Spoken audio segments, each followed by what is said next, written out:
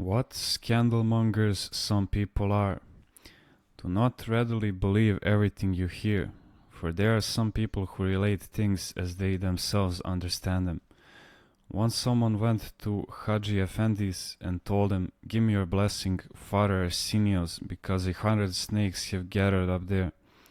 100 snakes? Where could they have possibly come from? Father Arsenios wondered. Well, if they were not 100, then surely there were 50. Wow, 50 snakes. There were at least 25 for sure. Again the saint wondered and asked, "Have you ever heard of 25 snakes coming together?" "Stop it right there, it is not possible." Then he said there were certainly 10. Really, they were having a conference and 10 snakes got together. There had to be 5, the man said then. 5, well maybe just 2. Then Father Arsenios asked him, "Did you see them?"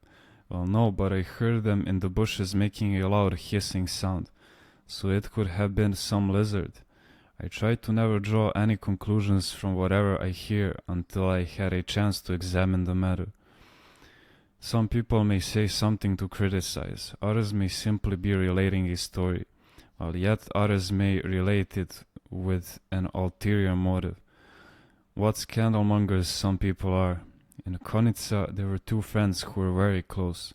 On holidays and Sundays they didn't wander around the town, but instead came to visit the monastery in Stomion. They also enjoyed chanting. Afterwards they would take a hike up the mountains to the Camel. One day a perverse individual saw the discord between these 2 friends. He went to the one and said, "Do you know what your friend said about you? He said this and this and that." Then he went to the other man and told him, "Do you know what your so-called friend said about you? He said this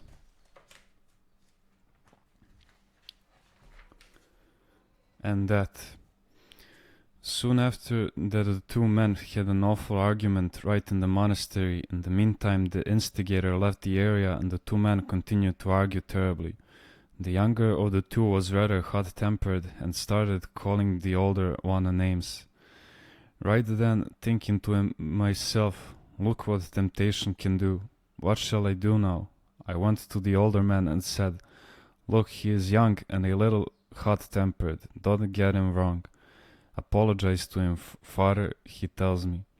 How can I apologize to him? Don't you see how he's calling me names?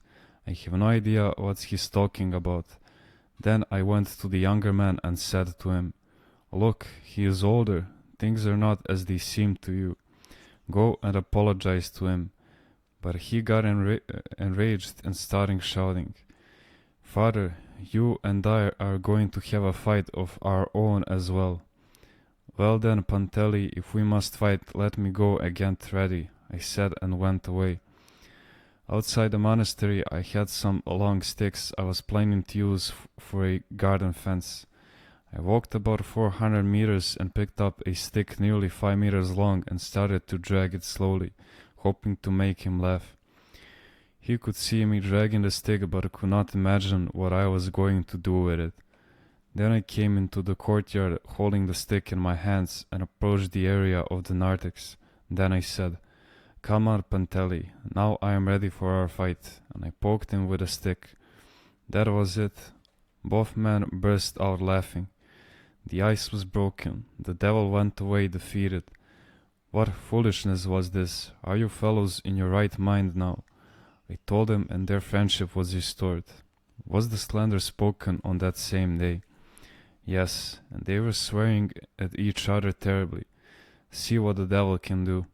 The other fellow was probably jealous of them for their wonderful friendship, so he slandered the one to the other and then went away.